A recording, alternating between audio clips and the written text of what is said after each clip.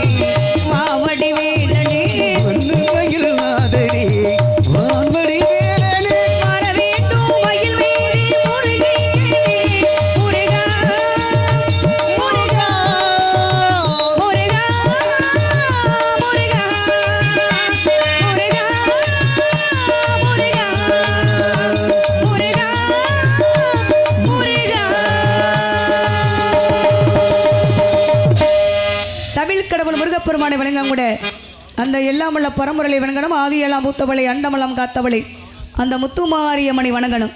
தமிழ் கடவுள் முருகப்பெருமான், தமிழுக்கு தலைவன் சிவபெருமான், தமிழுக்கு தாத்தா ஊவை சாமிநாதன், அந்த தமிழ் கடவுள் முருகப்பெருமான். இப்போ முருகப்பெருமானை பார்க்கணும் அப்படின்னா பழனியில் எந்த குலத்தோட பார்க்கணும்னு ஆசைப்படுவீங்க?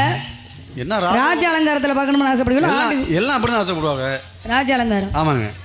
மனிதன் பிறக்கும் போது என்ன கொண்டு வந்தா, மனிதன் போகும்போது என்ன கொண்டு போக போகுது? எதுவுமே கிடையாது. ஒரு மனிதனுக்கு எதுவும் நிரந்தரம் அல்ல. ஆமா. போகர் சிலை வடித்து வைத்தது ஆண்டு கோலம் தானே.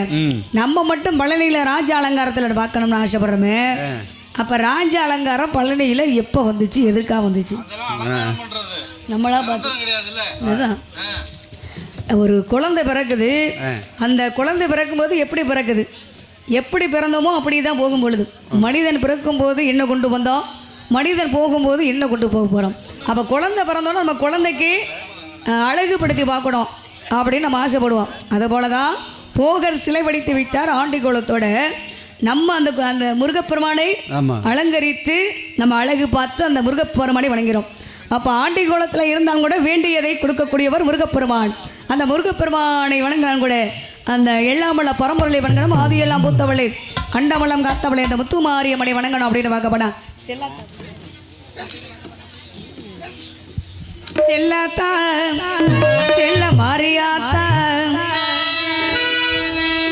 செல்லாத்தா செல்ல மாரியாத்தா எங்கள் சிந்தையில் வந்து ஆறுகள் ஆடி இல்லாத்தா கண்ணாத்தா எங்களை பாராத்தா கண்ணாத்தா எங்களை பாராத்தா இது கண்களிலிருந்து என்ன பயன் என்று சொல்லடியாத்தா உங்கள் பெருமையை இந்த உலகத்தை எடுத்து பாராத்தா இந்த ஜென்மம் எடுத்து என்ன பயன் சொல்லடியாத்தா செல்லாத்தா செல்ல மாரியாத்தா எங்கள் சிந்தையில் வந்து ஆறுகள் ஆடி இல்லாத்தா.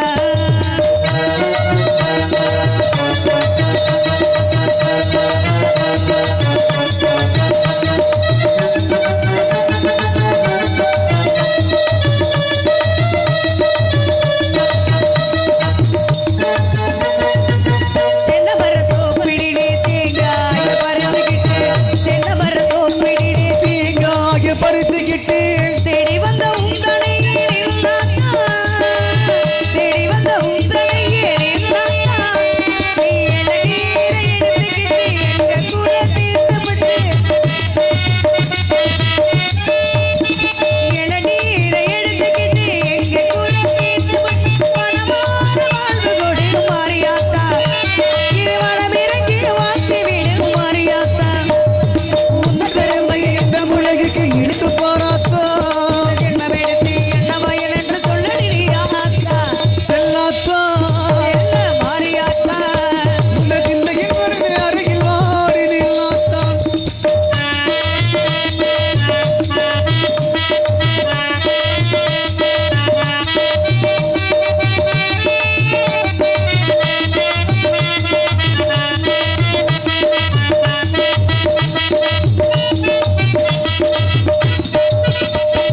பசுமாலை கறந்துகிட்டு கறந்த பாலை எடுத்துக்கிட்டு பசுமாலை எடுத்துக்கிட்டு கறந்த பாலை எடுத்துக்கிட்டு பசுமாலை கறந்துகிட்டு கறந்த பாலை எடுத்துக்கிட்டு முட்டினிலே ஊத்த வந்தோம் மாரியாத்தா முட்டினிலே ஊத்த வந்தோம் மாரியாத்தா நீ பாம்பாக மாறி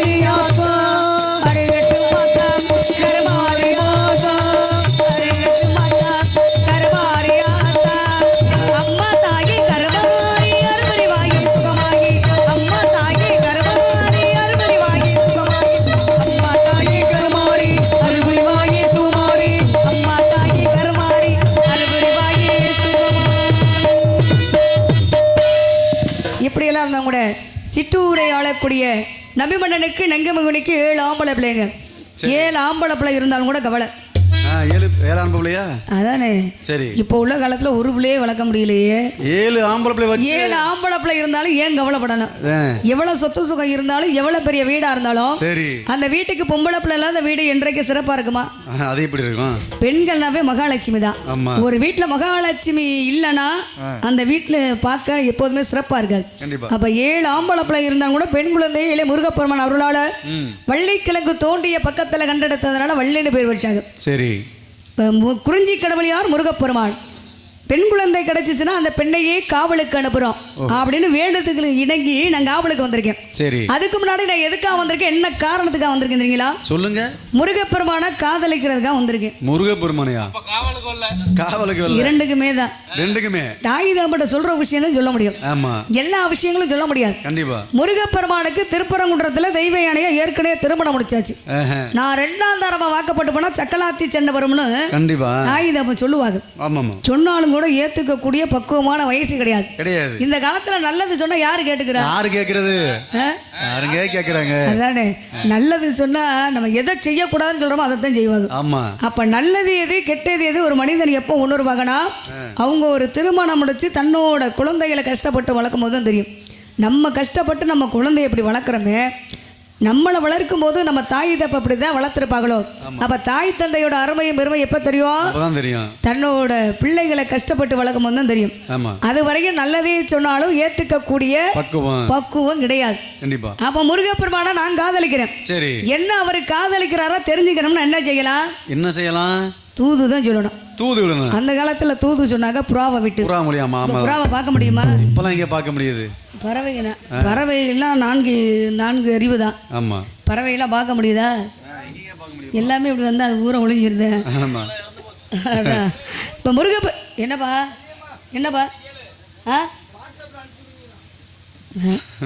அவர் என்ன சொல்றாருன்னா இப்பதான் போன் வந்துருச்சே, நீங்க முருகப்பெருமான் நம்பரை வாங்கி போன் பண்ணி பேசுங்க அப்படின்றாங்க. பல்லு இல்லாத கிழவனோட பார்க்கல, செல்லு இல்லாத மனிதர்களை பார்க்க முடியுமா? காசை முன்னுக்கு வச்சா கடவுளை பின்னுக்கு வச்சா காசா லேசா அப்படி போயிட்டு இருக்கு. எந்த ஆலயத்திலுமே உண்டியல் முன்னாடி இருக்கும், தெய்வங்கள் பின்னாடி இருக்கும். அதான் காசை முன்னுக்கு வச்சா கடவுளை பின்னுக்கு வச்சா காசா லேசா. அப்ப முருகப்பெருமானுக்காக மனசுல ஆசை. எப்படி தெரியுமா? எப்படி? எங்கே நான் காண்பேன் என் காதலர் என்றென்றும் வாழும் இசை பாடகர், பூவை போல் பூவை புயல் காற்றிலே, தோகை போல் தோகை நடு ஆற்றிலே, எங்கே நான் காண்பேன் என் காதலர் என்றென்றும் வாழும் இசை பாடகர், பூவை போல் பூவை புயல் காற்றிலே, தோகை போல் தோகை நடு ஆற்றிலே, எங்கே நான் காண்பேன் என் காதலை என்றென்றும் வாழும் இசை பாடகர்.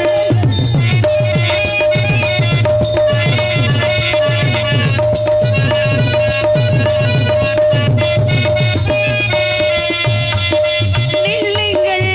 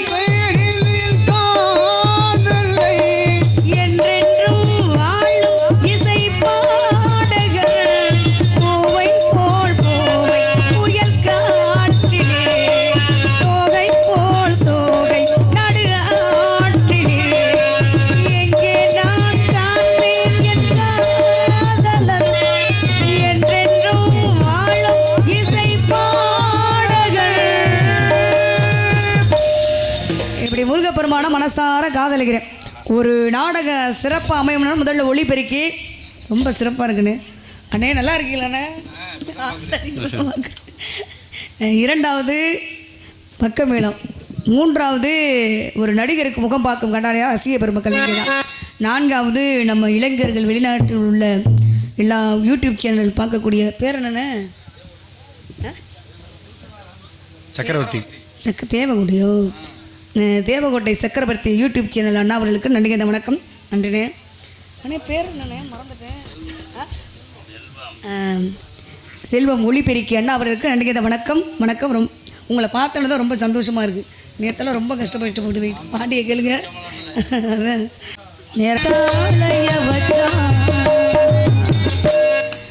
ஒரு பெண்ணு